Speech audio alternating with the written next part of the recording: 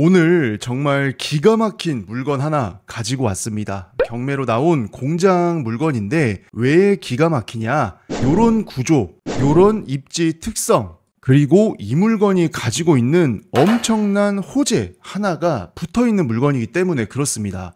이 물건은 딱 주인이 정해져 있는 물건이에요. 그래서 그런 분들한테는 더할 나위 없이 좋은 공장 물건일 거고, 만약에 그렇지 않은 분들에게는 범용적인 공장은 아니기 때문에 다소 내 사용 목적상에는 그다지 이렇게 맞지 않는 그런 느낌을 받으실 것 같아요. 근데 이거를 반대로 다시 생각을 해보잖아요. 이런 입지와 이런 구조적인 특성, 그리고 호재가 더해진 이 공장이 나한테 정말 딱 맞는 분들이다. 그런 분들 입장에서 생각을 해본다고 하면 이런 공장을 그분들은 구하기가 정말 어렵습니다. 내가 맘먹고 이런 자리에 골라가지고 이렇게 생긴 건물을 쭉 짓지 않는 이상은 일반 매매 시장이나 경매 시장에서 이렇게 생긴 물건 진짜 잘 없거든요. 그러니까 그런 분들한테는 정말 100% 제격인 물건이겠죠. 과연 어떤 공장일지 저와 함께 임장을 해보도록 하겠습니다. 정면에 보고 계시는 공장이 메인 공장 건물이에요. 평수가 무려 333평입니다. 아니, 이거 앞에서 봤을 때는 그렇게 넓어 보이지 않잖아요? 폭이 대략적으로 한 11에서 많아야 12m 정도 돼 보이는데 옆에서 보면은 정말 깁니다. 그리고 그 앞에는 이렇게 넓은 마당이 펼쳐져 있습니다. 여기 공장 건물이 앉아있는 공장 본부지 자체가 4,584평이에요. 야, 뭐 거의 느낌은 4,600평의 느낌이죠. 와, 근데 진짜 건물 딱 옆에서 보니까 정말 길지 않습니까? 저도 여태까지 일반 매매든 경공매 물건이든 공장 건물만 1000개 이상을 분석을 했었는데 이렇게 좁으면서 긴 형태의 건물은 이게 1등입니다. 그래서 제가 초반에 말씀드렸던 것처럼 건물이 옆으로 쭉 길면서 건물 면적을 빼더라도 4,200평 정도 되는 넓은 마당이 필요하신 업종에 계신 분들은 진짜 이런 공장을 찾는 게 일이에요. 그런데 그런 공장이 내 눈앞에 경매로 딱 나타났다. 그니까 정말 좋은 거죠. 우리가 지금 같이 살펴보고 있는 것처럼 넓은 마당에 이렇게 돌로 된 자재들이 상당히 많이 야적이 되어 있었습니다. 근데 사실 방치된 공장이기 때문에 야적을 해놨다라고 하기보다는 그냥 그대로 쓰다가 방치가 된 그런 느낌이죠. 근데 이렇게 돌을 깎아서 석재 가공 같은 거를 하시는 분들이나 넓은 야드에 생산물을 아니면 자재들을 넓게 쌓아놓고 업을 하셔야 되는 분들한테는 이런 형태의 물건이 상당히 좋습니다. 그리고 이렇게 건물보다 넓은 야드가 필요하신 분들은 토지의 면적이 넓어야 되기 때문에 도시에 붙어있는 가까운 입지, 그런 데들은 땅 가격 자체가 워낙 비싸기 때문에 이렇게 수천 평의 넓이를 가지고 가기가 쉽지가 않아요. 왜냐하면 전체적인 금액이 몇십억에서 100억 이상은 될 거니까. 그래서 그런 분들은 도시에서 살짝 거리가 떨어져 있으면서 토지의 값이 저렴한 부지를 선정을 해서 공장을 선택을 하시는 경우가 많습니다. 그런데 그런 땅들은 문제가 뭐예요? 너무 외지다 보니까 도로가 좁다거나 진입하는 조건 자체가 험한 경우가 많습니다. 다시 말해서 큰 차량, 트레라, 컨테이너, 장축 이런 차량들이 진출입을 하기가 만만치 않다라는 거예요, 일반적으로. 하지만 우리 경매 물건에 엄청난 호재가 하나 있다고 했죠. 지금 우리가 같이 보고 있는 바로 이렇게 새로 건설되고 있는 도로입니다. 사실상 공사가 거의 마무리 단계이고 이제 몇 개월 후면 개통을 할 2화 3개간 고속화 도로가 우리 공장 옆에 떡하니 생기는 거죠. 근데 이런 새로운 도로가 뚫린다고 하더라도 고가도로로 지나간다거나 진출입을 할 수 있는 연결 부위가 없이 생기는 경우도 많거든요. 그런데 이렇게 넓은 고속화도로에 교차로가 우리 공장 옆에 딱 생기면서 그 교차로에서 나오자마자 국유지를 통해서 우리 공장의 마당까지 다이렉트로 10초면은 들어옵니다. 10초. 그러니까 진짜 경매물건의 입지가 정말 호재를 완전히 정통으로 때려 맞은 거죠.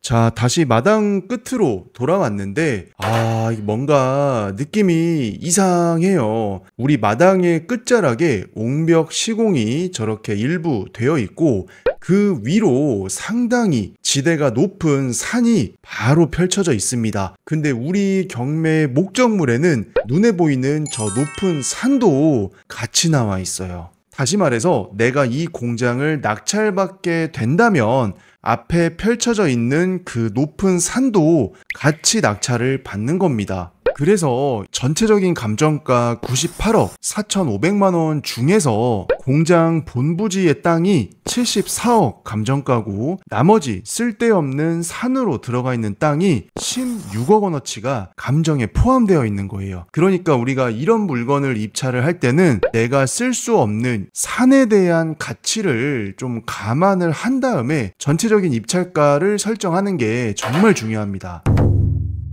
공장 내부로 들어가서 내부를 살펴보는데 아이고 이거 뭐야, 이거 60평짜리 공장 아니야? 이거 딱 건물의 폭만 처음에 봐서는 진짜 소형 공장인 것처럼 보이는데 이렇게 또 옆을 보니까 야, 이거 뭐 저기 앞에까지 공장 건물이 그냥 직선 트랙이에요. 트랙. 와, 진짜 너무 길지 않습니까? 대부분 이 공장을 보시는 분들은 폭이 너무 좁고 길기만 하다, 그래서 쓸모가 없다 라고 분명히 생각하실 수가 있습니다. 하지만 우리 옛 선조들이 뭐라고 말씀을 하셨습니까? 집신도 짝이 있다. 아까 제가 초반에 말씀드렸던 것처럼 이런 구조의 건물이 업종에 따라서는 진짜 필요하신 분들이 있어요. 그렇기 때문에 애초에 이 건물을 지었던 건축주 분께서도 이렇게 설계하고 이렇게 시공을 해서 사업을 운영을 하셨을 겁니다. 그리고 이렇게 길고 홀쭉한 건물의 형태를 조금 상쇄시켜줄 수 있는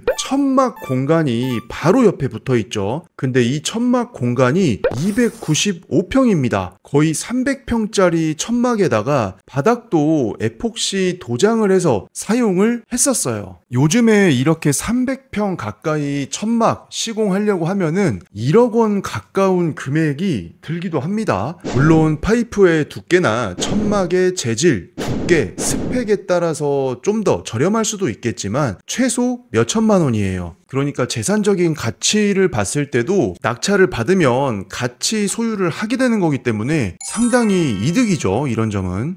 잠깐만요. 근데 여기에 약간 그 묘자리, 그 관 집어넣는 그런 느낌으로 땅이 조금 파여 있습니다. 근데 웃자고 하는 소리고, 이제 종전에 사용하셨던 분께서 작업 공정상 필요한 부분이니까 저렇게 파서 좀 사용을 했던 흔적이 또 남아 있었습니다. 천막의 전체적인 상태는 나쁘지 않아요. 우리 공장 건물 역시도 준공 연도가 2004년이기 때문에 20년 정도 된 오래된 공장임에도 불구하고 이 정도의 내부, 외부 상태를 보면 20년 정도 된 것 치고는 상당히 나쁘지 않은 그런 경매 물건이죠.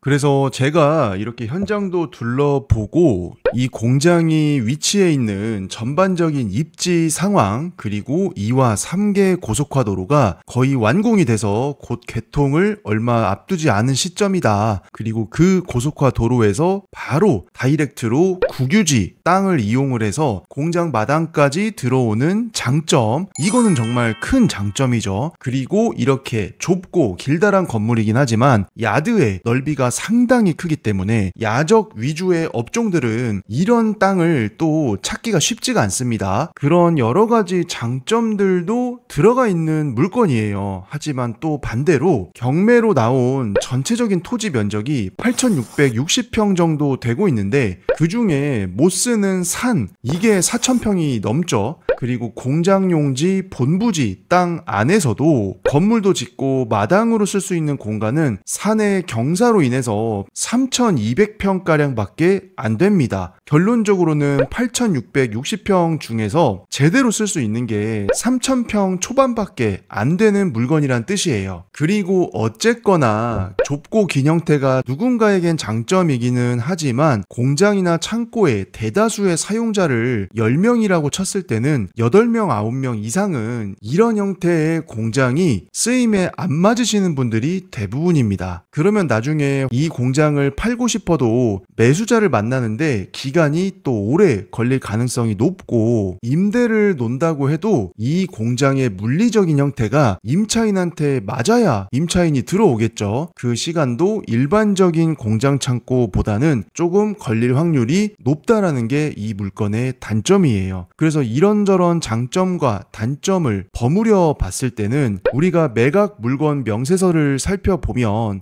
이제 매각 회차가 나오죠. 근데 제 개인적인 가치 판단이기는 한데 한번 유찰되면 69억 원 정도이지 않습니까? 근데 제가 생각할 때는 이 청부가시 주변에 거래되는 시세라던가 공장 창고 부동산 시장의 상황, 이런 것과 더불어서 이 공장의 물리적인 장점, 단점을 합쳐서 보면은 저는 개인적으로는 2회차 69억도 입찰을 안 해야 될 것 같다라는 생각이 듭니다. 그러면 적정한 입찰 회차는 바로 3차 최저가 48억 원 정도일 때, 그때 들어가면 그래도 이 물건의 장점과 단점을 다 고려했을 때 좀 저렴하게 부동산 경매를 통해서 공장을 취득하게 되는 게 아닌가 싶은 생각이 들어요. 근데 이거는 어디까지나 제 개인적인 가치 판단이기 때문에 또 이 공장이 반드시 필요하신 분들은 공격적으로 들어오실 수도 뭐 있겠죠. 이번 8월 13일 수요일 저녁에 공장 경매를 어떻게 하면 잘할 수 있는지 무료 특강이 진행이 됩니다. 무료 특강에 참여하고 싶으신 분들은 영상 더보기란이나 고정 댓글에 제가 운영하는 단톡방 링크를 넣어 두었으니까